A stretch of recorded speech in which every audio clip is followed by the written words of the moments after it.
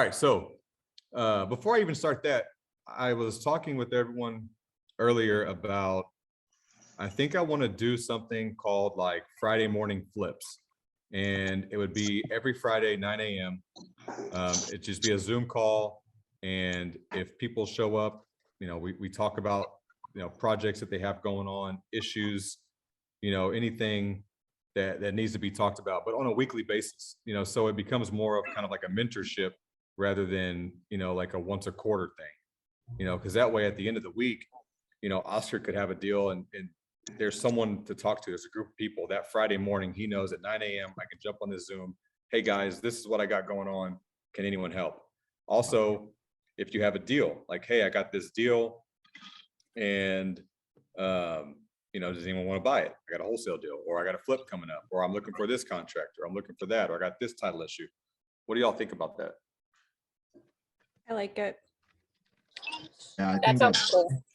yeah, that's pretty good. Okay. I will work on getting that posted on the Facebook group and probably start it next week.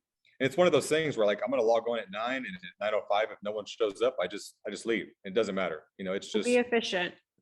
Yeah, and it can be from your phone. It doesn't have to be on a laptop. Like, we could be driving down the road. I may even be just driving down the road, but it just gives everyone an opportunity to have access to, me as well as all the other investors in this company, because we have some of the best investors in San Antonio all under one roof. And I think it's very valuable. I'm still learning. Everyone's still learning. So I just think it'd be a good place. So we'll work on that. I'll get that posted on the Facebook group. And, like I said, super informal. We'll just post it up. And if you show up, you show up. If you don't have any problems, then, so be it.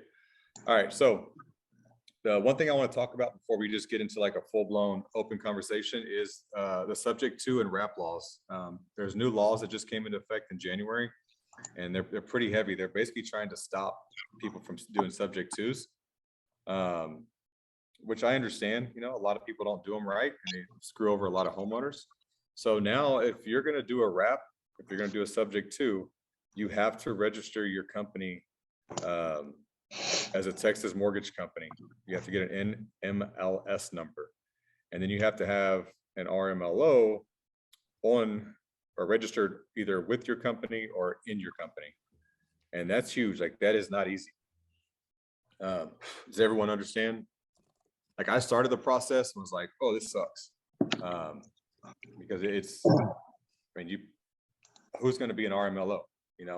Another person is not going to be an RMLO for you and take on the responsibility. It's not like using Safe Mortgage. Like, that's gone. Like, you can't just be like, oh, well, I use them.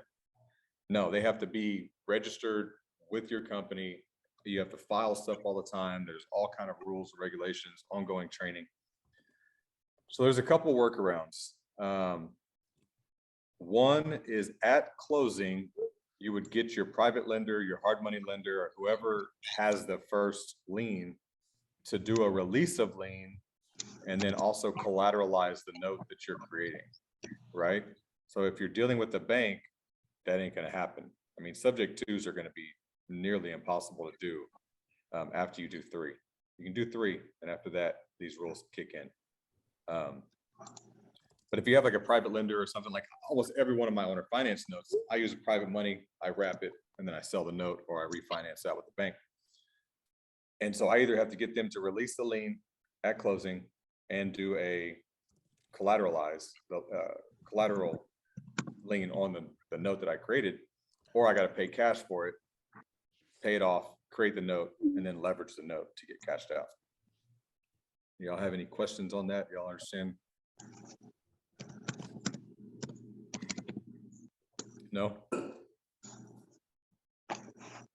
So as far as the RMLO, is that just like a mortgage company, or what can you kind of dive into that a little bit more? So an RMLO is a registered mortgage loan officer.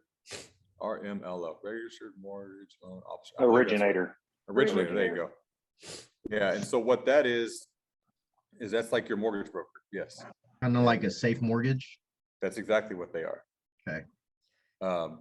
but and under these rules, they don't fall into, like, they're not registered with your company. Does that make sense? Like, Yeah. you're using them as a They're not third party. dedicated to you, you're saying? Yes, because then they're responsible for you. Right now, they're Wow. responsible for themselves. Yeah. They look out for you, but they're not responsible for you. So I mean, if you went and did something stupid, they can go after them or go Yeah. after you. So if you're doing subject twos, you might want to really look at it, because that's Now, what what- they're hitting on. What about going just direct with an attorney? Because I know, the one that the sub two that I have, I closed that straight with an attorney and didn't have to deal with any of that. Still state law. Okay. You get 3 of them. After that, you have to be, I'll buckle down on you. because you have to disclose in the paperwork, whether an attorney does it or not. It has to be disclosed that this is a wrap. I mean, there is a wrap disclosure that I have them sign all the time. And you can do it. You get caught, they're going to come after you. Yep. Because a new commissioner is looking to headhunt. And just to kind of throw in there, the wrap disclosure has to be signed 7 days before closing. Must be signed. If not, they won't close. Yep. So what I'm gonna do is, on some deals, I'm gonna do the release and then collateralize the loan. On other deals, I'm just gonna pay cash, like just pay off the underlying loan, create the note, and then sell it or refinance out. I know not everyone has the capability to do that. So, you're gonna have to think that through on what your exit strategy will be moving forward. Cool. Any questions on that? All right, so bring me some questions on any sort of investing stuff. Like I want to get in a conversation with y'all. What questions do you have? What are you doing right now? I mean, let's get some dialogue going. Nothing. Y'all just I came told here to you see about me. I told you about my closing today. Oh yeah, why don't you talk about that? Like that was All right. that's So crazy. I don't know if y'all all follow me on Facebook, but so I posted a little while back that Marco and I, a couple years ago, when we first started this, like in 2015 or something, we purchased like 9 properties that first year, and we sold 4 of those owner finance before we really understood taxes and stuff. So we no longer do owner finance, but we still had one note or one property that we had. Actually, we have 2 still, but anyway, this lady stopped paying us of July of 2019, and we tried to foreclose on her several times, and she filed 4 bankruptcies. So apparently you can file basically indefinitely, you can continue to file bankruptcies. This lady obviously knew the system. And when you file a bankruptcy, it puts a temporary restraining order on being able to foreclose. So we had to hire a bankruptcy attorney and a foreclosure attorney, because apparently they don't do the same thing. So we had to hire 2 different attorneys, and it was like a whole 2-year process, but then COVID happened. So then the foreclosure courts shut down. And so it was just like a nightmare. It was literally our nightmare property. This lady lived in it for 2 years without paying us.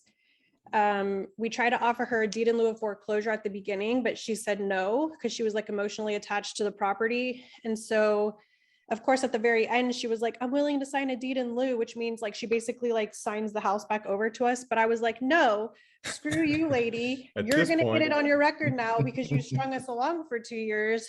Also, the other thing I didn't know too at the beginning, thank God we didn't go with it, but when you sign a deed in lieu, you also collect all of their other liens. So I'm sure she had others. So I'm glad we just said no to her altogether. And so we finally then get the house. Well, actually, no, we foreclosed. We finally get the deed back in our name, but she still wouldn't leave. So we had to evict her. We had to go back to the courts and evict this lady. So she finally left. We had to do a light rehab on the house because we had done a full rehab before we sold it to her. But of course she painted it ugly colors, purple and yellow, and just terrible taste and everything. So we had to do a light rehab. Luckily, she did not leave the property damaged. And so then we finally put it on the market, and I've had the worst transaction experience Oh, in this goodness. transaction because the buyer's agent was terrible, very unprofessional. And I'm like, lady, if you're the side that's the troubled side, you should be like kissing my butt because I literally am ready to close. I have a clear title. I have a survey. I'm ready to go. She was terrible. The contract changed from the seller, it was the buyer who then changed contract to the girlfriend, to the mother, to the dad. I had 4 different contracts that I had to sign and we had to extend twice. And honestly, if it weren't for this lender, I would have terminated and pulled the plug a while ago, but we finally just at 10 o'clock closed on it. So thank Yeah, God. but you made a ton of money too. We did. We bought it for 41,000. It's kind of And all hard to feel sorry for you when you make that much on the but it back was a end. nightmare trying to get here, like not understanding the Yeah. bankruptcy process, not understanding foreclosure, having to evict. It was just, and we haven't received any pay. Like I still had lender payments from August of 2019 till literally this last month. I've had to pay like $700 a month. So luckily during COVID, even when people weren't making payments, like we were still fortunate enough to like scrape our money together to still make our payments to our lender, or we would have been foreclosed on as well. Yeah. Plus she stopped paying property taxes and insurance. I mean, the whole thing, we've had to cover all of those bills since then. So we finally sold it today. We bought it for 41,000 and we sold it for 150 because it was also like south downtown. So it was like a It's a great home run. appreciation. Yeah, but but that's the thing is like, even in your nightmare scenario, you can Well, you still just gotta make a buy lot of right. money. You have to buy right. You make Yeah. your money on the front end.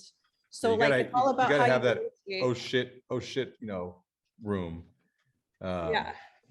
Definitely. Hey, But I mean- Christian, Oh, sorry, go ahead. no, go ahead. I was just gonna say, out of all of the properties we've purchased and sold and all of our investment properties, this was like our nightmare, but we still made like 72,000. So like, I can't, it's not Yeah. like we're, Buy it right, man. That's why, like, it's tough Time to buy go get this- in. What's that? Time to go get into another problem. Yeah. yeah, I know. Shit, if Exactly. I made 70 grand on every problem I'd have, I'd be looking for problems. Hey, Christian, one thing, and welcome. Zagla, welcome. I was talking about earlier is I want to do like a Friday morning flips where like 9 a.m. every Friday, just have a Zoom, it's open. If, people needed to talk about any sort of issue they're having that week, if they need, looking for a contractor, just anything where, you need a place to go, almost like a mentorship. We're going to start doing that. Probably, I don't know about this Friday, maybe next Friday we'll start it, but it'll just be every Friday. And I'll open up a Zoom. If there's anyone there, we'll talk. We'll go over, what you got going on. If you have a property that you're trying to sell, if you have a property you're trying to buy, if there's issues, if you need contractors, whatever, we can talk about it then. And then if no one shows up, then I'll just close out the Zoom and we'll do it next Friday. But at least have something consistent where, there is a place to go and talk, right? Sounds good. Cool. All right, cool. I think that is Um, good also for some of the agents too, that are just have questions about, their deal or their communication between, the lender or the other agent they're working with or something, because I'll get phone calls sometimes of them just kind of asking, well, how do I do this? Or how do I respond to this? Or can I do this or that? So it'd be a good way to get all the agents together and just, whether it's investing or traditional deal. Yeah, and it can be anything. I guess maybe not even Friday flips, it can just be, it's just access, right? Yeah. So that they know every Friday at 9 a.m., I've got access to whoever shows up, not just me, because I don't know everything. Yeah. But whoever is on that call or that Zoom can jump in and help. And it's just something consistent, because I don't know. I just think it'd be a good idea. Yeah. I think it's a great idea. I like it. Mhm. We'll try it. And again, like I said, if no one shows up, I just end it. It's not like, our Wednesday things where, we're teaching a class where Colin is actually teaching something and, he has to teach on it. This is like, hey, I'm here to talk. If no one wants to show up, cool. I'm out. No hard feelings. It's just an open platform. One thing I want to touch on, Christian Zogler, remind me to talk to you all about the rap. Just y'all missed the whole rap thing. I do want to talk to you. Do y'all do raps or subject twos? Not right now, no. Okay. There are some new laws that we talked about. I may talk to you off just so we're not repeating ourselves. One thing I do want to touch on with Hillary is she's mentioned the taxes on owner financing, that she didn't know about it when she found out she's not doing owner financing anymore. And I will say taxes with owner financing sucks. The way you're supposed to do it is if you create a note. Let's say I had a house I was into for 100 grand and I sold it for 130. The government wants me to pay the tax on the unrealized profit of 30,000. And I do that, but it hurts, because I'll create 5 or 10 notes. Let's say I sell half of them, but I've got 5 of them that are on paper showing a $40,000 profit, and that's 200 grand, and they're wanting 60,000 in taxes. If I don't sell it that calendar year. And so I've paid that. And then the next year I go and I sell those notes, and let's say, I had a $200,000 profit, but after I sold them, I only made 150. Well, then I can write off the 50,000 as a loss. And so after the first year, it kind of works itself, because you're writing off last year's. That's the way you're supposed to do it. Plus, you got to pay tax, ordinary income tax, on all of your interest payments. So it can get really confusing. I've talked to some big wigs all the way up in, Houston, and I get different answers from every one, but they all agree that, if you read the rules, you're supposed to pay tax on the unrealized profit. So basically, like, since you're not holding the property for a year, and again, I'm not a CPA, we touched base on it a little bit last week on the White Line call, but I'm not a CPA, but my understanding is that because you're selling it, even though you haven't received the full profit, because you might be amortizing over 15, 20, 30 years, the IRS still sees it as a sale. So you're going to have to pay that 35% tax versus our strategy changed after that first year, because we were selling whatever, like, cool, let's just sell everything. We don't want to be landlords. But now we hold everything for a year so that the IRS sees that we're landlords. And that now when we do sell after 1 year, we get hit with that 15% versus the 35%. Plus after a year, you can 1031. So you can pay no tax, but pretty much we just kind of shifted our model that if we do want to owner finance, we'll wait for that 1 year after a tenant moves out, then you can sell owner finance, because you won't get hit with that 35%. Yeah, it goes from ordinary income to capital gains. Now, as long as capital gains is still 15%, it makes great sense. I do know that people that are in office right now are trying to change that. They want it to go to 21 to 27, somewhere in there. I'm hoping that doesn't happen. I don't think it'll happen, but keep that in mind, that I mean, even then, I guess it would still kind of make sense, but it's getting closer to kind of being a wash at that point. But yes, if you can hold it, if you can make your living on doing other stuff, and hold those kind of properties for a year, then it's a huge, almost 50% off on taxes. So. Or 1031. Or 1031. And pay no tax. Pay no tax. But that's hard to do unless you're like financially sound. Well, it's just, it's in a time like this, it's just finding the next property, and if you're doing like multifamily, it might be a little easier, but I mean, you kind of get pressured into buying a deal that you may not would have bought, Yeah. You're like, oh shit, this will work, just so I get my tax break. But now you overpaid for a property. I don't know. Yeah. I've never 1031. Not that it's a bad thing. I move too quick. There's, I'm in and out. So what else y'all want to talk about? This is y'all's time. Vanessa, Alex, Christian, nothing? You're muted. I'll ask, so this weekend, there's an investing class thing that you guys are doing? If we get enough people, right now, I don't know where we sit. I think Colin was looking at that. I don't want to waste my whole Saturday if there's only going to be 2 people that shows up. So if we get enough, we'll do it. I don't know where we sit. I got to get with Colin on that. I think as of now, yes, it's still on. Okay, well, what was that supposed to look like? I haven't read all the messages. It's just a way I get asked all the time about, investing. I'm here with White Line because of the investment side. We need to do training and events, and let's get some White Line exclusive stuff going. So I was like, okay, we'll do a quarterly, investor meetup. And so we have a class for beginners where we go in and full blown educate them on how to invest. And then we have a class for the experts where we, go into a whole nother level. And it's an open discussion forum. You bring your questions, as well as, we teach different tactics and stuff. So, and then the experienced guys can show up to the early one to help out the younger guys. But it's almost like a boot camp, I guess. I don't know if that's the right word, but something that we want to do every quarter. But you got to have participation. It can't be, one new agent and, two experienced agents. It's just doesn't make sense. So that's the tough part. And with our agents spread out all over Texas, that may not be the best thing. And the Friday morning thing may be better. So we're just trying to figure out, we want to separate ourselves from other brokerages, and obviously the investing side is that, but we want people that join us to have, not just be a part of investors, but to actually learn as well. Because all of us we're all investors, but we all do different stuff, and there's a million different ways to do investing. So if you can make it, please let Colin know. I think it could be really special if we're doing it every quarter where, we could have 30, 40, 50 agents showing up, and that'd be awesome. I know the first time is always hard, but I'd like to be doing that and the weekly thing.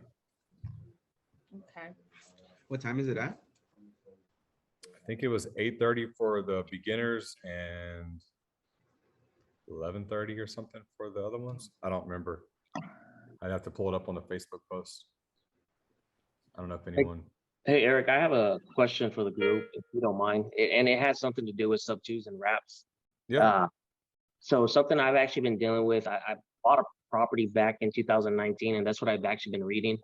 The original person I bought the sub two from gave up the property, Willie, and now years later, now he wants to buy a property, and now has reached out to me, asking me for my bank statements to make sure that's being paid. I go, look, I'll give you my bank statements, but I'm gonna black out everything that with my business.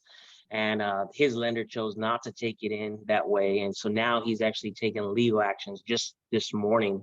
Actually, at the start of this, I'm actually reading the email from the attorney saying that the original borrower wants out of the contract. Has anyone in the group faced this before? Now, mind you, this property has now been wrapped. So all I play is lender in the middle of two people. Has anyone faced this? Just so I understand. So he wants out of the contract with the bank, or he wants out of the contract with you? He wants to basically buy a new home because the paperwork I was providing for his lender wouldn't accept it. He's now he's not capable of using that lender. And I know for a fact there's other lenders that will take my documents that have been blacked out, all my other business transactions, because I was doing two of them at the same time. His didn't get approved, the other one got approved. So well, I know this is the buyer, right? So he bought the property from you. No. This is the one that I bought his property subject to. Yeah, so that's what I'm saying. He wants the bank paid off. Like he wants to be able to, or they need proof that it's like a rental property, basically. They need income showing that it'll be done.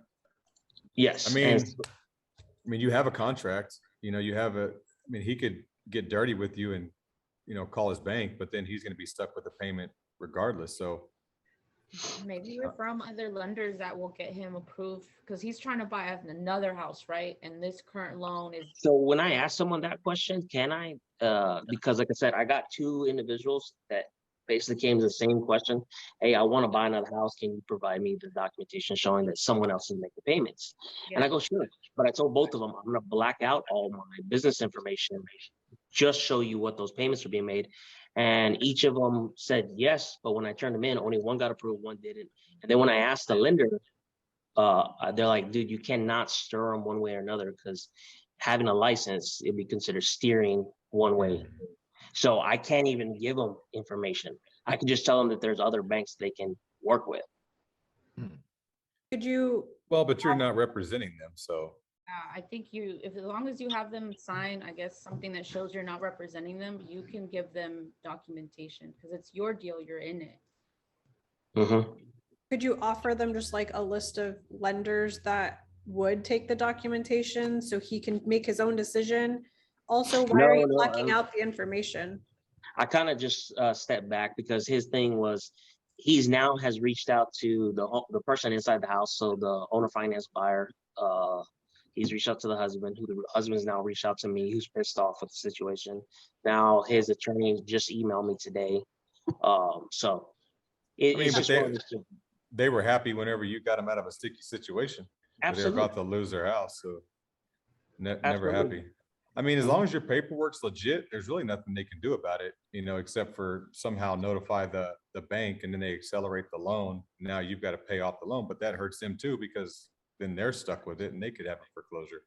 So Yeah, I and don't really know what they can do. I was telling the homeowners inside of it, in the owner finance, I go, look, let's list it. It's actually one of my most recent listings that I put up. Beautiful home over off of Petranco and 211, but the wife is not really wanting to sell. The wife inside, so we actually just took the listing down. She's upset with that. We're kind of rushed into it, but I told him, I go, look, I understand the situation, but this is the thing. And you guys bought it July of 2019, and you guys are gonna make over 6 figures in this amount of time. Being the Yeah. homeowner, I go, we can get you guys into another home, but I mean, the other option is we're both based now with attorneys at our door, sending us letters. So, But I mean, what But, are the attorneys saying? I mean, they can't force you to, if you have a mortgage, I mean, you have an agreement with them. You bought it Yeah. subject to. so actually, that's what I was going through, the closing docs that are in my emails from 2019. There's a section in the contract that we actually, all 3 parties, myself being the buyer and then the 2 borrowers, wife and husband, we put a line through it, basically saying, hey, you know what, we both agree that this is not allowed. And that's what the attorney is saying. And it basically says that the grantor transfers any part of the property without beneficiaries' prior written consent, may declare an obligation immediately payable and invoking any remedy. So basically, he has a right to call the note due on me, but we all 3 signed saying that he does not have that right to do it. Well, I mean, is it something you could sell? Like what do you owe him versus what is the house? Like what is the note that you created? Maybe you find someone to come in and just buy it, take his spot. That's an option. I mean, I could definitely find maybe a private, because there's what, 27 years left on this wrap. Yeah, so I mean, like let's say he owed the bank 90 grand and your agreement with him was 100 grand.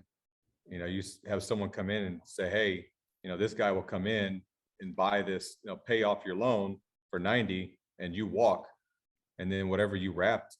I don't know, I'm just trying to be creative, but you might be able to find someone to come in there and take My over. concern is this is one of the nice big fancy ones that I bought. The loan balance to the lender is through 350. So I don't know. What did you wrap it for? How much did you sell it for? We sold it for 400 at the time. So now when we put it on the MLS, we have it at 500. Yeah. So I don't know. this isn't a small purchase on a private money. This is a large purchase. Yeah. So that's But why I I mean, don't. if someone's going to pay 350, they're going to want more than a $50,000 spread, and that basically kicks you out of the whole deal. And which is fine for me, as long as I'm out of the deal and the underlying lien person's out of the deal. I think it makes sense, but I just don't have anyone to do that. So there's a $20,000 spread between the underlying lien and the created lien. Yeah, that's tight. Yeah. Yeah, I don't know. So I just don't know if anyone's ever faced it, seen that this was solely. No, but that's the reason why I never, ever mess with subject twos. Is they're always tight deals, and there's just a lot of things that can go wrong. You can make a lot of money doing them, but man, if things go wrong, they go wrong, and you're kind of just stuck in the middle. You really don't have anything. You've got a contract that's wrapped around a underlying that's with the bank that could call it due at any time. And I mean, if you piss off the wrong people and screw someone over, you can get sued on both sides. you know, and that's why these new rules and these new laws came out where they're basically trying to stop subject twos. You know, and that's why they say you have to be an RMLO, you have to be, you know, you have to have an MLS number, you know, you have to disclose that it's a wrap, and you know, all this, and you have to have, I think you have to have written approval or approval from the bank as well now. Basically, they made it to where you can't do it. I mean, you can, but who's gonna jump through all those hoops for a, you know, minimum deal? Yeah. Is refinancing an option? Is what? Refinancing? I know it's a silly question, but I kind of got lost on the wraparound and all that, but is that an option? For myself, for my, so Yeah. I'm actually trying to get my client that's in the wrap to refinance, but Yeah. they're self-employed. They haven't filed their taxes in a few years. So now that's the reason why they bought owner finance, correct? Yeah. Yeah. Okay. So Well, the guy in the front end who owns the loan, he can't refinance, right? To get maybe a lower amount, or no? No, he's the one that's No. self-employed. No. Oh. The one on the underlying lien, he's not self-employed. He just wants to buy another nice big $500,000 home. Yeah, and if he paid off the loan, then all he would have is a note, because he can't get the house back because it's already been wrapped. Mm-hmm. Yeah, that's what I'm saying, man. Those subject twos are. So the situation the underlying buyer is in is that he can't make that purchase because that loan is still in place, correct? So he wanted the documents to show, because you can have it as a rental, right? As long as you show someone that's been making previous payments and it's not Yeah. coming from them. And I told him I can do that, but I'm gonna black out all my other business. Well, his lender they want undoctored documents. Just show it to him. It's just a lender. Yeah, Who cares? why don't you just No, give and it I to did. him? I Oh, did, okay. and they Without didn't. it blacked out? No, I showed it to him with it. Yeah, but I mean, who cares? It's a lender. Just leave it all unblacked, unless it's, you know, unless you got a bunch of, you know, San Antonio Men's Club charges on there or something. Those are entertainment write-offs. Remember that? Yeah. I'm just joking. Business meetings. Yeah. But I mean, no, seriously. um, I mean, who cares? It's a lender. I mean, it's not like you're sending it to me and I'm going to post it on Facebook. You know, Yeah. Be like, haha, look at this dude. I mean, I understand. So it's just now that he's pursuing legal action. So that's why I was just curious what to do next. But we definitely have looked at, you know, the wife the wife inside of it now has a emotional attachment to the house. So she doesn't want to sell it. We had it listed, and now after 2 weeks, we took it down. Even with the full asking price offer of $500,000, we actually walked away from that offer. Yeah, and I don't blame her. I mean, you can't force them to sell, and you can't force, as long as your paperwork's good, they can't force you to do anything. I mean, all they're going to do is force you out. If they can, they'll force you out, but he's still going to have to take over the loan. So, I mean, but technically with the documentation, I mean, as long as there's no issues with that, the only thing they could really make him do is accelerate the loan, don't you think? yeah. But accelerating the loan on his own loan that he's in good standings because of the current people in the house, right? I mean, that's the situation. Someone else is paying his loan. Correct, but they're going to accelerate the loan on your owner With finance the bank. guys. If they want to stay there is what I'm saying, Yeah. right? As in if they're trying to take the house back. The only thing Well, that I they don't can think accelerate is the bank. And if they do that, he's just going to put himself in an even worse situation, because His name's on it. his name's on it. So now he's going to either have to get a loan for that one. Yeah, Everyone's just screwed in that circumstance. So like Yeah, he it would be is. doing a disservice to himself. Exactly. He No, did and that. I completely. So the way I have, this is one of those houses that because he's self-employed and I know it, I actually in a couple of months in advance on payments, because I don't always collect it in the time frame to pay it. So to prevent there ever being a late payment, but that's on most of my projects anyways. I am a couple of months, 1 month to 2 months in advance on payments. So in case they pay me late, I'm not sure Yeah, that's smart. You just muted yourself. where the money's going to come from. Yeah. It's always been good in good standings. All my notes that I created are always been good standings because of those reasons. Do you think don't if know. you went back to the lender without the blacked out bank statements that he would put the legal action on pause and see if maybe that would work? Possibly. I mean, that's all it really is, trying to get another property. Yeah, but I mean, that goes back to me saying, who cares if they can see your whole statement? It's just the bank. It's not like it's, you know, him personally. He's personally not gonna see your stuff. It's gonna be the underwriter. I wouldn't care. I'd be like, here, Yeah, I would show it.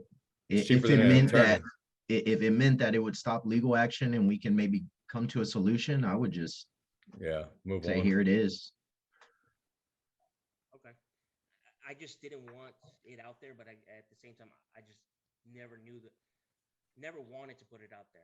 So, but that's fine. I can do that. I appreciate Yeah, it. that one's a tough one, man. Yeah, that one we could talk about for 2 hours and still not come to a conclusion. But do keep us posted on, I can barely hear you. I'll definitely keep you guys posted. I mean, I'm not Yeah. too sure what's going to happen next, but we're definitely going to pursue and see what happens correctly for us. Yeah, keep it going in the Facebook group so we know kind of what's going on. What else is there? Anyone else have anything they want to jump on and talk about? I don't want to, you know, drag it out too much longer if you know, if we've kind of touched on what we need to. I kind of have a dilemma on my sub two that I picked up. Now I've owned this thing for a couple years and it's not really, well, I guess it is kind of a, you know, an issue on my end because what happened was I did the entire sub two, everything was fine. But what I did not secure before we closed was the banking info, the online Oh, banking yeah. info to give me access to that online banking to make the payments. And I took the investor's word for it that he would give it to me. So then after the fact, he never gave it to me. And I kept asking him. Eventually, I just came to the conclusion, this guy's never going to give me this information. What I did know, though, that the lender was Wells Fargo. So I would just send the payments there. And I wouldn't ask any questions. I wouldn't say anything. I would just send the payments there. Well, one day, the loan was sold. And I'm like, where the heck did this loan go? So it's actually been sold twice. And the 2 times I never knew where it went. And we just started playing private investigator. We're able to hunt it down. And now where the bank is now, I don't even know the name of it, but it's out of Texas. And we just put the payment in the mail every month and just cross our fingers and hope they never change that mortgage again. But that's kind of the You can't dilemma. mail them a letter saying, hey, you know, please send all communication to this address or something. I don't know, I maybe mean, because you're not on there. Yeah, because I'm not on the original loan, you know. They asked me, That's- well, who are you? You're not the person on this loan. Yeah. You know, why are you asking me questions? So we don't really stir up the dirt. We just send the payments, and if it gets called due, then And we'll put that's up the money. again, that's the whole reason that they're trying to basically get rid of these subject twos is there's just so many, Yeah. you know, you're walking such a gray line, Yep. you know. Oscar, do you have a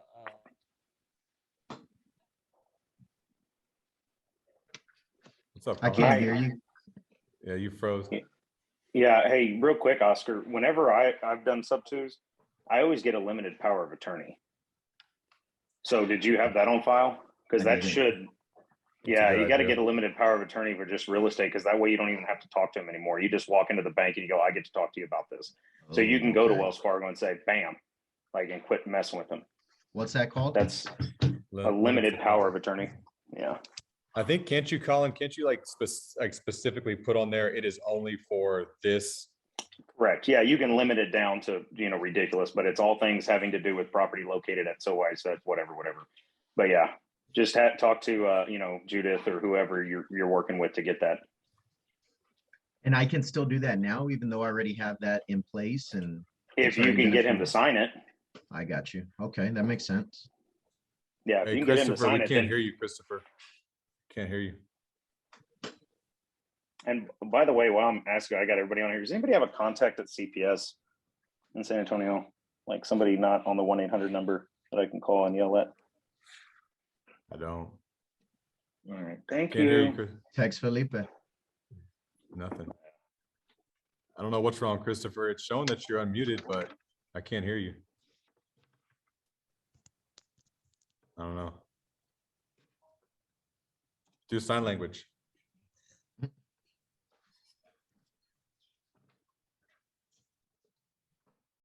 Oh.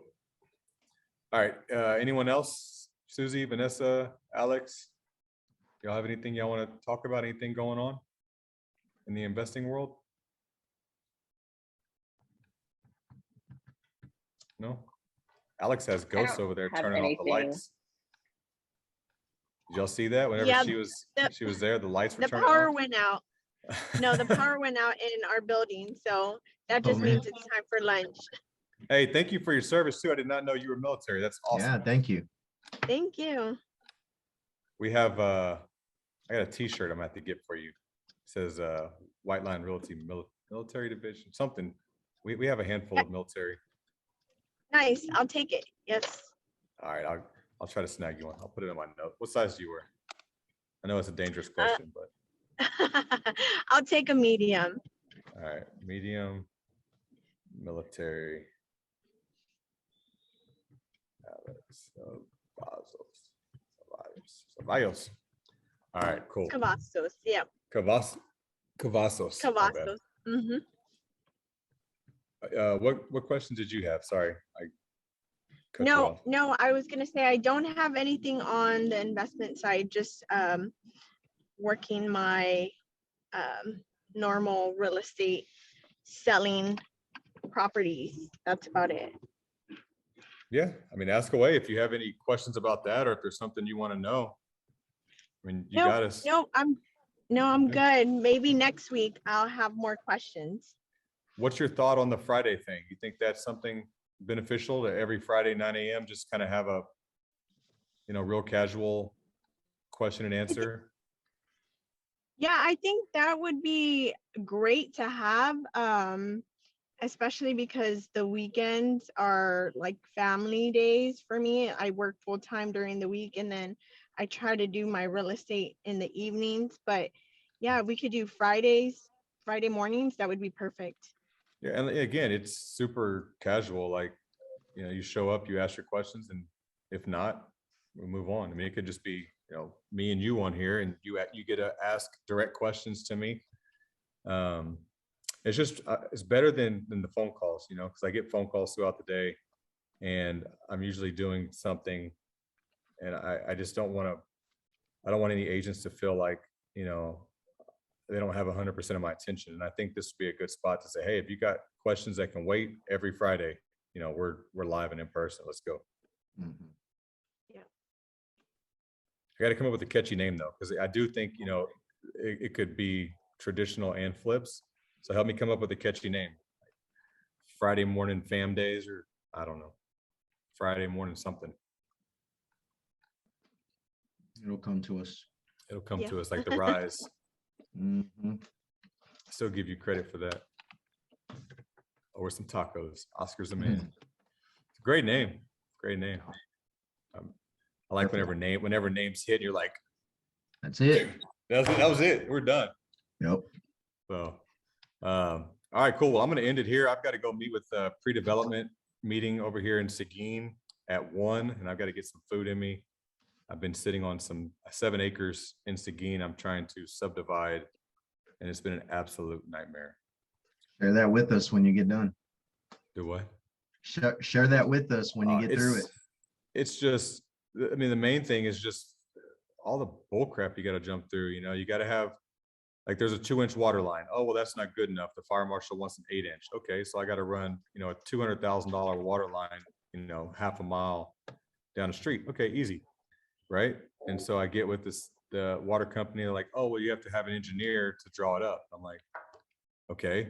And I draw it up. Oh, well, this isn't right. Our engineer said, well, why not just have your engineer do it? Why do I got to pay my engineer? And then it was like, oh, well, there's no easements there. Well, you have a 2-inch water line. I can't just take yours out and put mine there. No, can't do that. You got to get your own. I'm like, this is stupid. Yeah. And then after that, they're like, well, you might be able to use your contractor, but maybe not. We get to look at it and decide ultimately. So it's kind of like, hey, you do this, and I'll let you know if you can do that, right? Yeah. And in the city, it's just, well, you got to have a flood study. You got to have a drainage study. You got to have a fire study. You got to have this. I mean, it's just one thing after another. I'm like, it's 6 1-acre lots. Like, it shouldn't be this difficult. It's not like I'm building roads or anything. Yeah. Oh, well, we need a fire turnaround at the end of the street. I'm like, this is y'all's street. Like, I can't, I'm not building a street. I can't change your street. Oh, well, I don't know. The fire trucks need a place to turn around. Anyways. So I have that one. Then I have a lot in Floresville that has a mobile home encroaching 25 feet that I've been trying to fight for a year. Yeah. Yeah, those two are killing me right now. But anyways, I've got to go deal with that at noon. I mean, at 1. Ooh. Any other questions? Not No? for me. Cool. All right. We'll see you guys next time. I'll do a post about the Friday morning thing. If you come up with a cool name, let me know. That'll work. Talk to you All guys right. later. Peace out.